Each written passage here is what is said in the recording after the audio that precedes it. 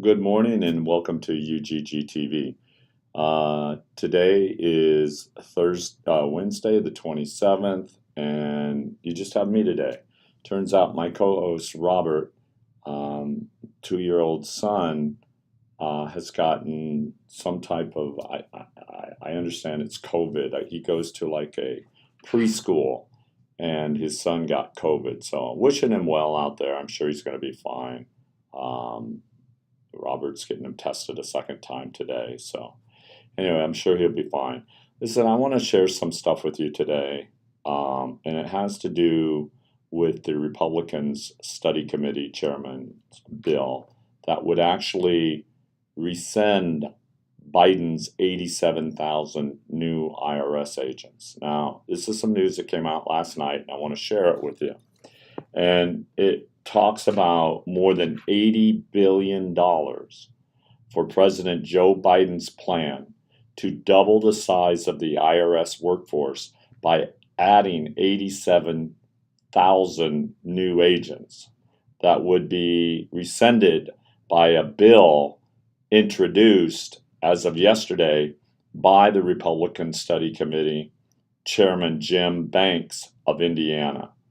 And the $80 billion was included in Biden's recently approved $739 billion Inflation Reduction Act.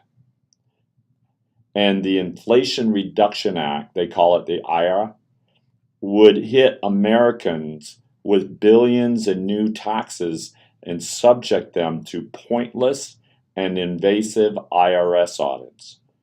And my bill, they call it, would use the $80 billion that Joe Biden is sending to the IRS to partially offset a tax break for working Americans. This is what Banks said in a statement yesterday. Well, the Democrats are treating hardworking taxpayers as suspected tax cheats and squeezing them dry to pay for their radical agenda. While House Republicans, he says, are trying to lower inflation by easing Americans' tax burdens. This is what Banks said. And the tax break Banks mentions is included in his Defunding the IRS Army Act, a provision increasing the standard deduction in former President Donald Trump's 2019 tax cut and making the new deduction permanent.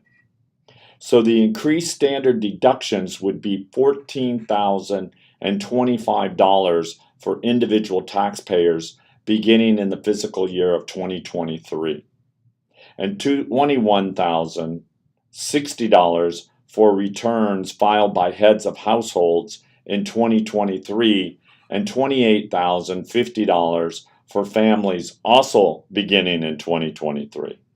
And in addition to making the increased deductions permanent, Banks' proposal would index the revised numbers to counter the impact of inflation. Sounds pretty good. That's why I wanted to share it with everyone out there. And so the House Minority Leader, we know as Kevin McCarthy, who is a Republican from here in California, he told reporters on September 23rd at the introduction of the House Republicans' Commitment to America proposals that our very first bill, we're going to repeal 87,000 IRS agents. That's why it's so important to get out there and vote. Biden promised that the main purpose of hiring the 87,000 new IRS agents was to strengthen the federal tax agency resources for auditing tax returns filed by individuals with 400,000 or more in annual income. So doing so would result in the federal government collecting an estimated $124 billion in additional revenue, according to official estimates. Now that's what Biden promised. But Republicans in the Senate and the House opposed the proposal as soon as it was unveiled by Biden, and claiming that doubling the IRS workforce would inevitably mean millions of more audits on middle and lower middle income taxpayers. No Republican in either the Senate or the House voted in favor of Biden's IRA proposal. And there was a report that was issued by the Congressional Joint Committee on Taxation that estimated that more than half of the projected 124 billion would be generated by audits of tax returns reporting 50,000 or less in annual income. And the bank's proposal comes as the 2020 midterm election campaigns are now shifting into high gear. I mean, we're just, a couple months away now into high gear with only 6 weeks left before voters go to the poll on November the 8th. Polling shows that Republicans are expected to regain the majority in the House that they lost in 2018. But which party will have control of the Senate after the election remains very much up in the air. And this bank's proposal also comes amid the worst inflation right now that the nation has experienced since 1981. And with most recent figures at an annual rate of 8.3%, as been reported, an analyst released on September 23rd, an analysis that was released by September 22nd, by the Heritage Foundation Center for Data Analysts estimated that an American on average has suffered 4,200 in reduced income and buying power as a result on inflation. And that the foundation said its experts calculated this shocking figure by looking at various sets of data, including consumer prices and the Federal Reserve's interest rates. So consumer prices have now risen to 12.7% since January of 2021, and much faster than the wages have, and with the Heritage analysts say has lost the average American worker $3,000 in annual purchasing power. I've always said that the dollar is being destroyed right in front of our faces, and a lot of people aren't even paying attention to it. So we're in a various vicious spiral right now, and it's one of Joe Biden, the Democrat-controlled Congress, and the Fed's own making. And this is exactly what senior analyst E.J. Atoni said from the Heritage Foundation. So, hopefully that we can rescind this and get this taken care of, because those that make very little money, it sounds like everybody's going to be spied on. So Jim Banks is the one that has this actually out there right now. I also want to talk about Congress actually stuffing another $12 billion in Ukraine aid into stopgap funding bill. Now, the stopgap funding bill is the bill that keeps, of course, the White House alive, or keeps Congress alive.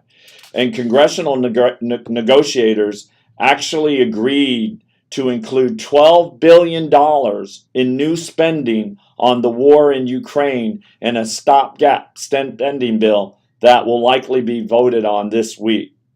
And sources actually told Reuters that the $12 billion will include $4.5 billion in funding for arms being sent to Ukraine and $2.7 billion for other military intelligence support for Ukraine. And the funding also includes, and this is what I was talking about for the direct budgetary aid, $4.5 billion aid for the Ukrainian government. And a source actually told the Associated Press that the stopgap bill is meant to fund the federal government through mid-December and could be brought to the Senate for a vote as soon as Tuesday evening. And the funds for Ukraine largely fall in line with the request by President Biden. And the White House asked Congress to authorize $11.7 billion in spending for Ukraine and for $2 billion for energy spending to offset the cost of sanctions campaigns against Moscow. And in the measure if the measure is passed, it will bring, listen to this, it will bring the U.S. expenditures for the war in Ukraine to about $65.6 billion, including the $2 billion in energy spending to offset sanctions, brings the total to $67.6 billion. To put that figure in perspective, Russia's entire annual military budget for 2021 was $65.9 billion. And Ukraine, the aid is not meant to last very long. Just think what that's doing to us taxpayers. And, 65 point, or what was the total? It was $67.6 billion.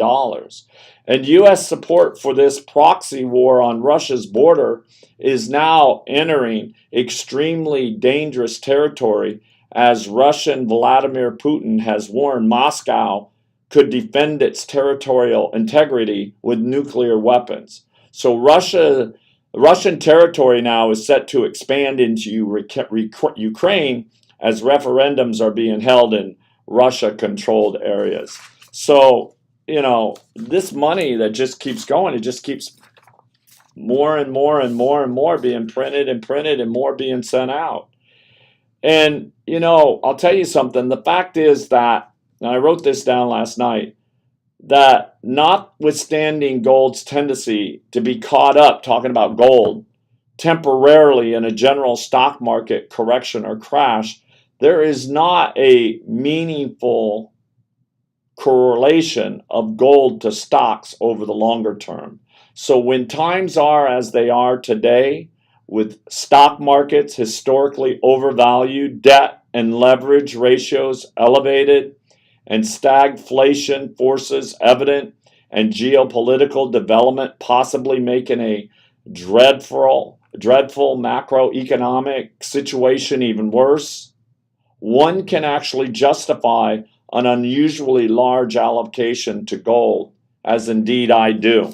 So, I just want to say, I have so many things to say, and I'm in the gold business, and our company is United Gold Group, and you can call me at 323-380-5485. I'm not used to being in front of a camera. I'm usually just using my voice, and I'm invited into a lot of conservative radio shows. But those of you that are watching or stumble upon this video, I'm glad. Please watch more of it. I'll get better on camera as I go on, but I'm new to all this, and I'm going to be doing a lot of things. I'm working with somebody right now to where we can start producing actual videos that you'll see of a lot of these things that we're talking about, clips from other news stations as well. So I'm going to be building this up. So all I ask is for your support. Subscribe to the channel. Again, if you need me, give me a call, 323-380-5485. That's my direct number. And those of you that are Clyde Lewis listeners on Ground Zero, I will be on in October. I think on the 10th of October I'll be on with Clyde, and we'll discuss whatever it is that needs discussed at that time. But look, if you have anything that you want to talk about, please write in, make a comment. I'm always looking at the comments, and I'll get back with that answer. And if I can't answer it, I'll find somebody that can answer it. So God bless you all. Thank you again for listening to me, and have a wonderful Wednesday morning, afternoon, evening, and I'll see you tomorrow. Peace.